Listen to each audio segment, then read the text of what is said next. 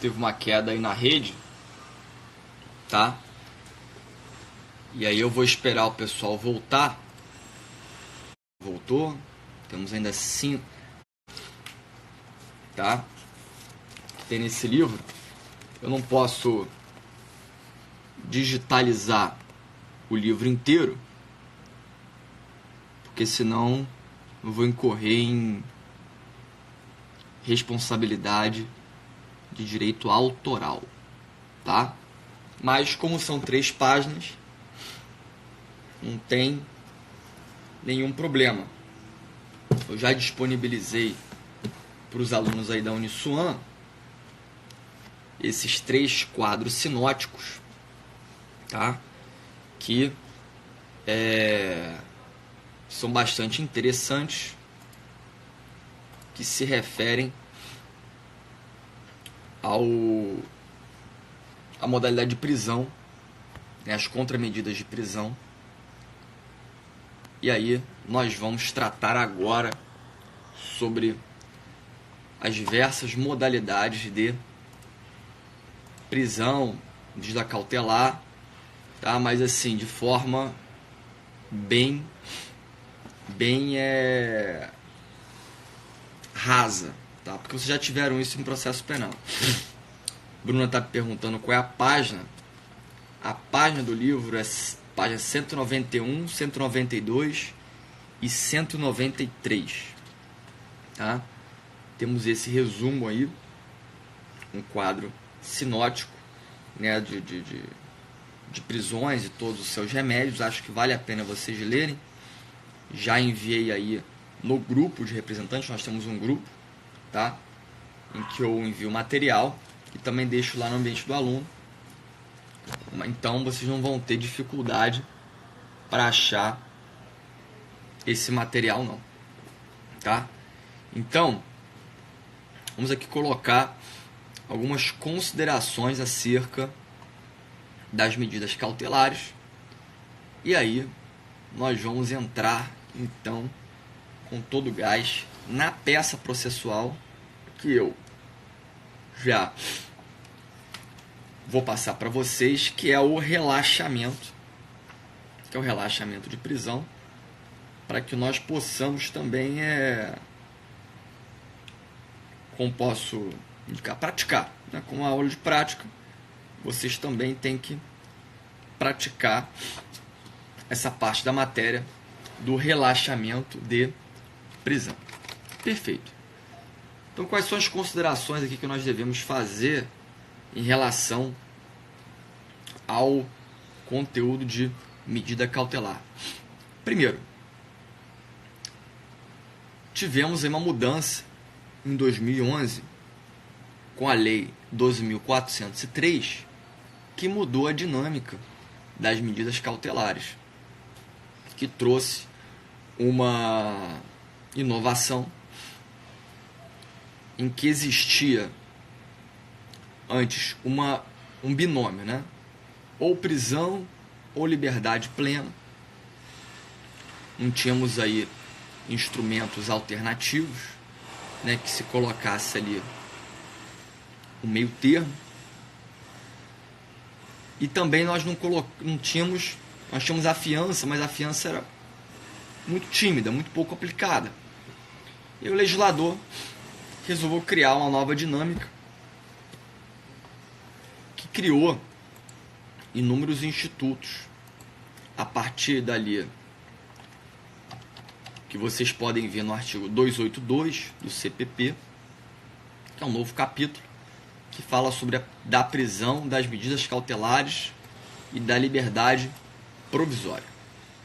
E nesse sentido, o artigo mais importante é o 282, que fala realmente sobre a teoria geral das cautelares.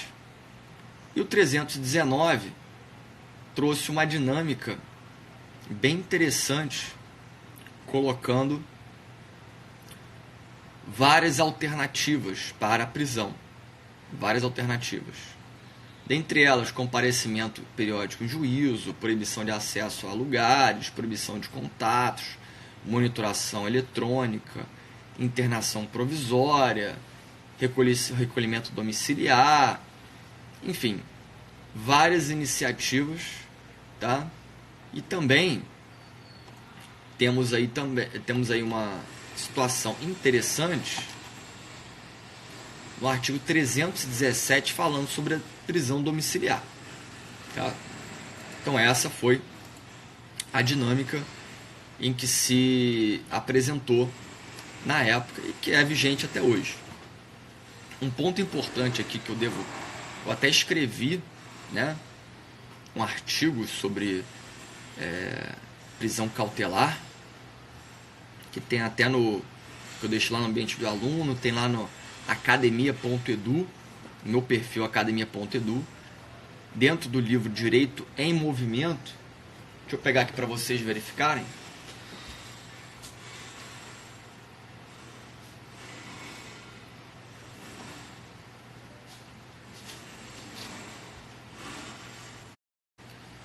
Que verificou-se que hoje em dia, até hoje vige isso, tá? Quase metade dos encarcerados aqui no Brasil são cautelares, tá? Luiz Aieta aí, né? Prestigiando nossa sala. Um grande beijo, forte abraço. Andiara, muito tempo que não nos falamos, saudades aí. Também amiga de instituição da Univeritas. Tá, esse negócio aqui tá tombando. Pera aí. Vamos lá, pronto. Pera aí. E foi. Fica aí, rapaz. Aí no celular que não fica parado agora, ficou. Vamos lá. Então, voltando aqui. Então, quase metade dos presos hoje no Brasil são provisórios, ou seja, são presos que estão aguardando um julgamento, aguardando uma iniciativa, né, para serem julgados. Então, se nós aplicássemos, né, a lei como ela manda, como ela indica, essa nova estrutura de prisão, de alternativas à prisão, provavelmente deveríamos ter uma diminuição bem drástica nesses números. Se nós formos analisar, o espírito da lei foi esse: trazer alternativas para combatermos a superpopulação carcerária, não perdendo a eficiência no processo penal. O que aconteceu ao longo desses anos? A população carcerária aumentou, não diminuiu, tá? Por que isso? Porque o Poder Judiciário continua mantendo aquela cultura, né, de encarceramento, colocando ali a prisão preventiva como a principal medida cautelar a ser aplicada. Que não é assim que a lei manda. A lei manda indicando que a prisão preventiva é a última alternativa. Tá? A última alternativa só quando as outras medidas cautelares não forem aplicáveis.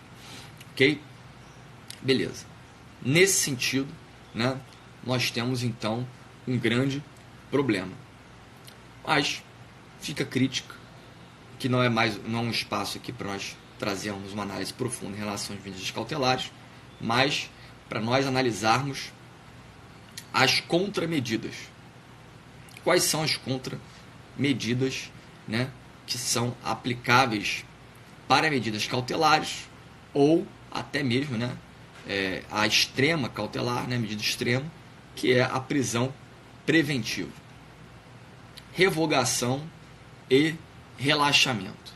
Revogação e relaxamento.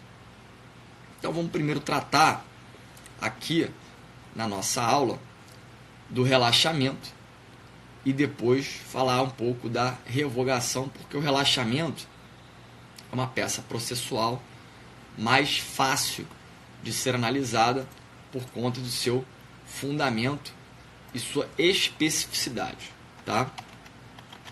Então, se vocês têm em mãos aí a Constituição Federal, tá? Constituição Federal, vocês coloquem lá no artigo, né? No artigo 5º, inciso 65, tá? artigo 5º, inciso 65, que está lá dizendo: a prisão ilegal será imediatamente relaxada pela autoridade judiciária, né? Será imediatamente relaxada pela autoridade judiciária. Então, nesse sentido, o fundamento legal do relaxamento é o artigo 5º, inciso 65, base constitucional. Então, o motivo, né, o cabimento para o relaxamento é justamente a prisão ilegal. A prisão ilegal, né, terá no artigo 5º, inciso 65, o seu fundamento. Ok? E aí, como é que nós vamos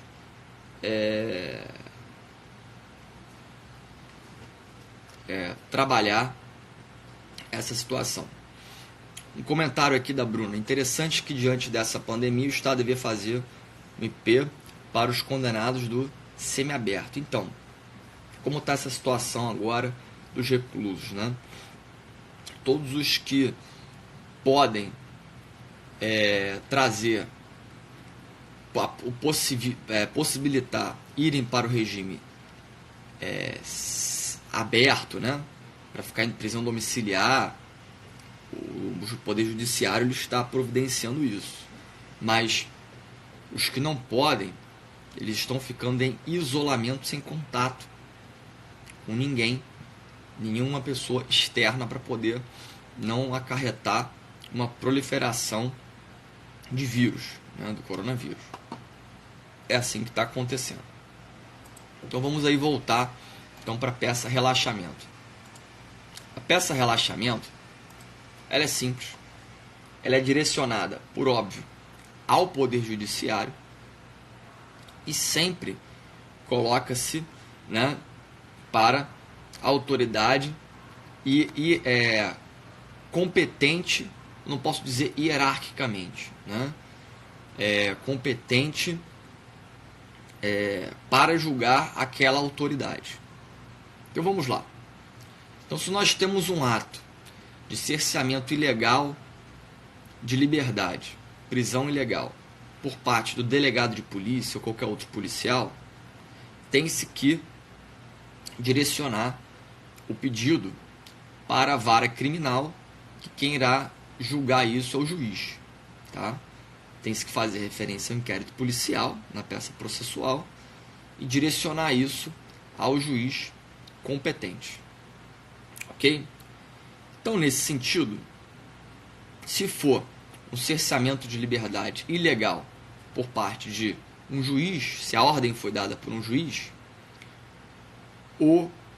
quem vai ter a competência para julgá-lo será o desembargador, o juiz ad quem. E se for o juiz ad quem a ordem legal, né, o desembargador, quem irá julgar será o ministro do Supremo Tribunal, Superior Tribunal de Justiça. Ou seja, a mesma forma em que há a fixação de competência no processo penal, tá? Na regra geral, nesse sentido, tá? A prisão ilegal, ela normalmente ou versa sobre excesso de prazo, ou falta de qualquer tipo de elemento para trazer aquela prisão, qualquer fundamento legal para aquela prisão, ou seja, qualquer tipo de substrato que traga a ilegalidade de prisão, tá? Lembrando que excesso de prazo significa constrangimento ilegal, tá? Então temos aí, nesse sentido, a peça de relaxamento. O pedido, né? O pedido é que a prisão seja relaxada por ser eivada de ilegalidade. Ok? Então, vamos aí falar algumas coisas referente à revogação.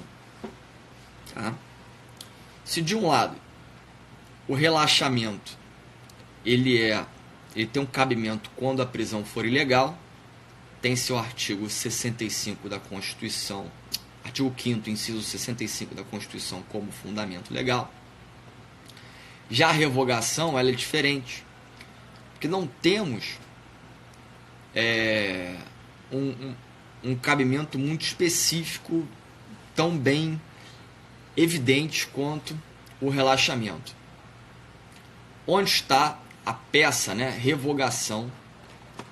Temos ali no artigo 282, tá, do CPP, 282, parágrafo 5º. O juiz poderá, de ofício ou a pedido das partes, revogar a medida cautelar, tá? Ou seja, temos aí a previsão legal da revogação da medida cautelar. Isso vale para prisão ou medida cautelar alternativa. E temos o cabimento no próprio artigo 282, incisos 1 e 2. Temos lá: as medidas cautelares previstas neste título deverão ser aplicadas observando-se a 1. Necessidade para a aplicação da lei penal, e 2. A adequação da medida. Então, toda vez que a medida for desnecessária e inadequada, teremos então uma medida cautelar, melhor, uma revogação necessária para retirar aquela aplicabilidade de medida, tá? Então, quando isso não tem necessidade, quando isso não tem adequação da medida, né, não temos a possibilidade de mantermos a medida cautelar. Temos que revogar a medida cautelar. E como é isso? Como se tem essa revogação de medida cautelar? O que significa esse binômio, né? Necessidade e adequação. Vamos primeiro para a adequação, que é mais fácil, pelo menos na minha opinião. Adequação é a escolha do meio considerando a finalidade, o objetivo a ser atingido. Ou seja, se o meio escolhido ele irá atingir a finalidade almejada. Se o meio, se o instrumento conseguir atingir a finalidade, o objetivo, teremos uma medida adequada. Se não, teremos uma medida inadequada. Necessidade é a escolha do instrumento menos lesivo possível ao bem jurídico tutelado. Então, se o instrumento é o menos lesivo possível, temos então uma medida necessária. Se for um instrumento que seja excessivamente, né, que afete de forma radical, rígida, o bem jurídico, teremos aí um instrumento desnecessário. Então, a medida cautelar, ela se verifica como sendo adequada e necessária, considerando essas ponderações que eu apresentei agora.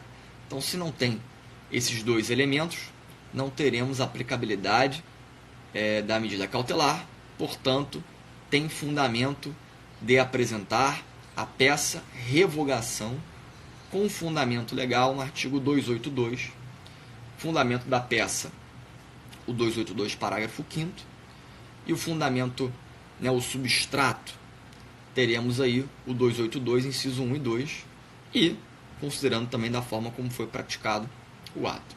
Beleza? Então, nesse sentido, vou aqui apresentar a peça processual para que vocês, né, façam em casa, e na semana que vem nós vamos corrigir aqui, tá? Sempre nos encontros, né, de segunda, terça e quarta, eu vou repetir todas as aulas, segunda e terça manhã e noite, fazer as mesmas aulas, e quarta à noite, tá? Estou aqui acessando o site da FGV.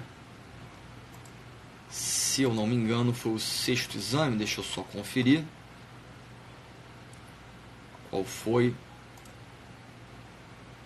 Isso. Então, nós vamos fazer aí o 6º exame, peça prático profissional, 6º exame da ordem, tá? Que lá tem uma peça de relaxamento, tá? Que aí vocês vão redigir essa peça para a semana que vem, 6º exame da ordem, segunda fase penal, tá? Para a semana que vem, para nós corrigirmos aqui no nosso encontro no Instagram, ok? Alguma dúvida aí, pessoal? Viu? Penso que foi uma boa medida, tá? Que agora nós podemos ter aulas online, um ambiente acessível a todos, que todos têm o celular, o computador, que podemos ter esse encontro aí, todas as dúvidas foram sanadas de forma ao vivo. Acho que isso é muito interessante, tá? E aí, quem teve dificuldade de acesso, quem não ficou satisfeito com a aula, quem não entendeu muito bem, pode vir assistir também hoje à noite, novamente, vou estar aí 18h30 falando a mesma coisa para vocês. E se o camarada ficar ainda com dúvida, eu ainda vou repetir amanhã, quarta-feira à noite, às 20 horas. Então não tem motivo para o camarada não vir aqui aprender conosco aqui ao vivo, tá? Mas fiquem tranquilos que, apesar dos travamentos, as dificuldades aí, nós temos grandes vantagens de utilizar esse ambiente, porque fica aí gravado no Instagram, vamos ter outro encontro, então nós sempre vamos ter esses encontros, tá? Tem que se redigir, tá, Bruno? Tem que se colocar na folha de papel, tem que fazer à mão para praticar, tá? Tem que fazer assim, porque senão vocês não vão aprender. Tem que fazer para aprender, tá? Se a representante vai colocar no grupo, vai colocar no grupo, tá? Se não conseguir colocar no grupo, tem também a peça prático profissional no ambiente do aluno, tem também na OAB, tem lá, só facilmente, tá? Vocês acham essa peça prática profissional do 6º exame. Quem não entendeu, quem quiser ver novamente, vai ter hoje 18h30, vai ter amanhã 20 horas esse encontro, tá? Então vamos manter essa dinâmica, tá bom? Forte abraço a todos, fiquem em paz e qualquer dúvida, qualquer questão, vocês fiquem à vontade para entrar em contato comigo. Tá, vamos manter esses encontros aqui e entra em contato comigo. Oi, falar de novo sobre a peça. Vou falar de novo sobre a peça hoje, 18h30, tá? A peça que estou passando para que vocês exercitem é o relaxamento do 6º exame da ordem, tá? Hoje vai ter novamente, vou reforçar ao vivo essas aulas, tá? Isso, 18h30. Perfeito? Forte abraço